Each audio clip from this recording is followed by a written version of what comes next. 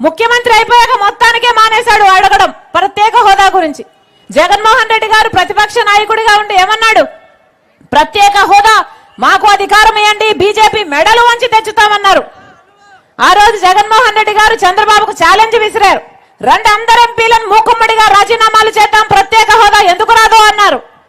మరి జగన్మోహన్ రెడ్డి గారు ముఖ్యమంత్రి అయ్యాక 5 సంవత్సరాలు అయిందే, ఒక్క నిజమైన ఉద్యమమైనా చేశాడా జగన్మోహన్ రెడ్డి గారు ప్రత్యేక హోదా కోసం? మన ప్రత్యేక హోదాని, మన బిడ్డల భవిష్యత్తుని బీజేపీకి తాకట్టు పెట్టాడు జగన్మోహన్ రెడ్డి గారు. ఇటు జగన్మోహన్ రెడ్డి గారైనా ఇటు చంద్రబాబు గారైనా దొందే. ఎవరి రాజకీయాలు వాళ్ళు చూసుకుంటున్నారు. బీజేపీతో పొత్తులు ఇద్దరూ పెట్టుకున్నారు. ఒకరు బహిరంగంగా పెట్టుకున్నారు, ఒకరు అక్రమంగా పెట్టుకున్నారు. ఇద్దరు బీజేపీకి తొత్తులే. చంద్రబాబు గారికేమో మోడీతో పొత్తుంది, జగన్మోహన్ రెడ్డి గారు మోడీకి తొత్తయ్యారు.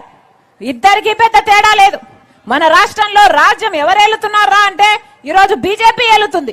ఎందుకంటే ఒక పక్క పాలక పక్షం, ఒక పక్క ప్రతిపక్షం, ఇద్దరు బీజేపీ కొంగు పట్టుకునే తిరుగుతున్నారు. ఇద్దరికి బీజేపీయే కావాలట. ట్రయాంగిల్ లవ్ స్టోరీ నడుస్తుంది మన రాష్ట్రంలో. అర్థమవుతుందన్నా?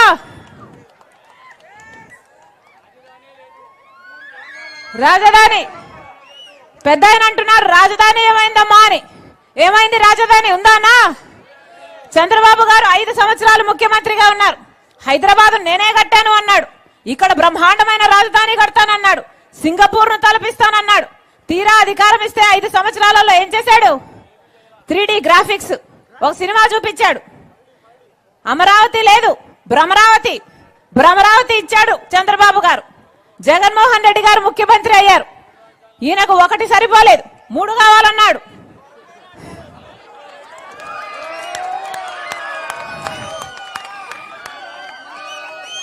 మూడు అయిపోతాయి కావచ్చు అనుకున్నాం. 3 ఒకటైనా అయిందా? ఒకటి కాలేదు.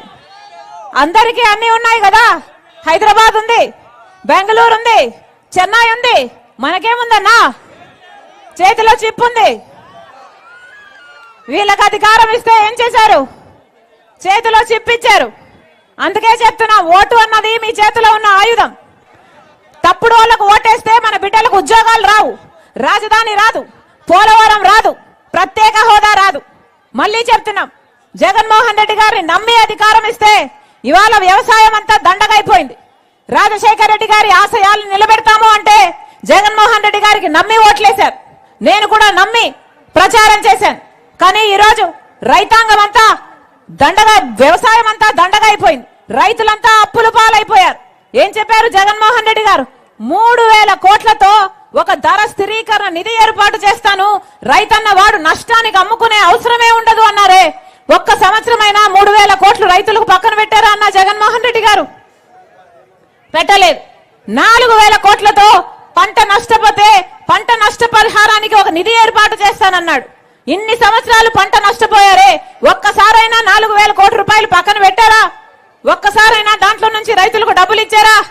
కనీసం డ్రిప్ వేసుకుందామంటే సబ్సిడీ ఉందా? కనీసం పంట నష్టపోతే పంట నష్టపరిహారం ఉందా? రాజశేఖర రెడ్డి గారు రైతులను ఎలా చూసుకున్నాడు? రుణమాఫీ చేశాడు. రైతుకు నెత్తిన పెట్టుకొని చూసుకున్నాడు రాజశేఖర రెడ్డి గారు. వీళ్ళ రాజశేఖర రెడ్డి గారి ఆశయాలను నిలబెట్టేది. రాజశేఖర రెడ్డి గారు బిడ్డలను ఎలా చూసుకున్నాడన్నా? గుండెల్లో పెట్టుకుని చూసుకున్నాడు.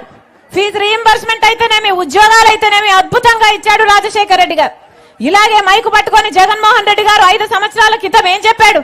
2,30,000 ఉద్యోగాలు ఖాళీగా ఉన్నాయి, నేను ముఖ్యమంత్రి అయిన వెంటనే 6 నెలల్లో భర్తీ చేస్తానని చెప్పాడు కదా జగన్మోహన్ రెడ్డి గారు. అయినాయా అన్నా?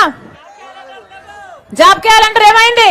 సంక్రాంతి వచ్చినప్పుడల్లా జాబ్ క్యాలెండర్ వస్తుందన్నాడు కదా జగన్మోహన్ రెడ్డి గారు.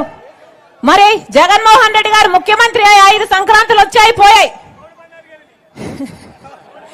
కోడి పందాలు జరిగాయి కానీ జాబ్ క్యాలెండర్ అయితే రాలేదు. వచ్చిందా? ఏం చెప్పారు జగన్మోహన్ రెడ్డి గారు? 23,000 టీచర్ ఉద్యోగాలు ఖాళీగా ఉన్నాయి. సిగ్గులేదా చంద్రబాబు? 7,000కే ఎందుకు నోటిఫికేషన్ ఇచ్చావని 5 సంవత్సరాల కింద తిట్టిపోశారు. అదే 23,000 ఉద్యోగాలు ఈ రోజుకి ఖాళీగా ఉన్నాయి. 5 సంవత్సరాలైంది. మెగా డిఎస్సీ వేస్తానన్న జగన్మోహన్ రెడ్డి గారు వేయలేదు. ఇప్పుడు ఎలక్షన్లు ఉన్నాయనంగా ఇక 2 నెలలు ముందనంగా ఇప్పుడు 6,000తో ఒక దగా డిఎస్సీ ఇచ్చారు. అది కూడా ఎప్పుడు ఇచ్చారు? ఎలక్షన్లు ఉన్నాయనంగా. ఇప్పుడు పరీక్షలు ఎప్పుడు జరగాలి? మన బిడ్డలకు ఉద్యోగాలు ఎప్పుడు రావాలి? ఇది అయ్యేదా సచ్చేదా? 5 సంవత్సరాలు ఏం చేశారన్నా? ఎందుకు ఇవ్వలేదు ఉద్యోగాలు? జాబ్ క్యాలెండర్లు 5 సంవత్సరాలు గుడ్డి గుర్రాలకు పళ్ళు తోమారా? గాడిదలు కాసారా? ఏం చేసినట్టు? 5 సంవత్సరాలు కనీసం కుంభకర్ణుడైనా 6 నెలలు నిద్రపోతాడు, 6 నెలలు పనిచేస్తాడు కదా. మరి జగన్మోహన్ రెడ్డి గారు ఏం చేశారు? 5 సంవత్సరాలు నిద్రపోయారు కదా.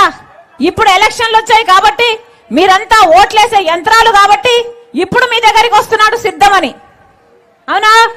5 సంవత్సరాలలో ఎప్పుడైనా వచ్చాడన్నా? అదే రాజశేఖర రెడ్డి గారు ఎలా పనిచేశారు? ప్రజానాయకుడు, ప్రజల మధ్య పనిచేశాడు కదా రాజశేఖర రెడ్డి గారు. ఒకసారి ఆలోచన చేయండి. రాజశేఖర రెడ్డి గారు రెండోసారి ముఖ్యమంత్రి అయ్యారు.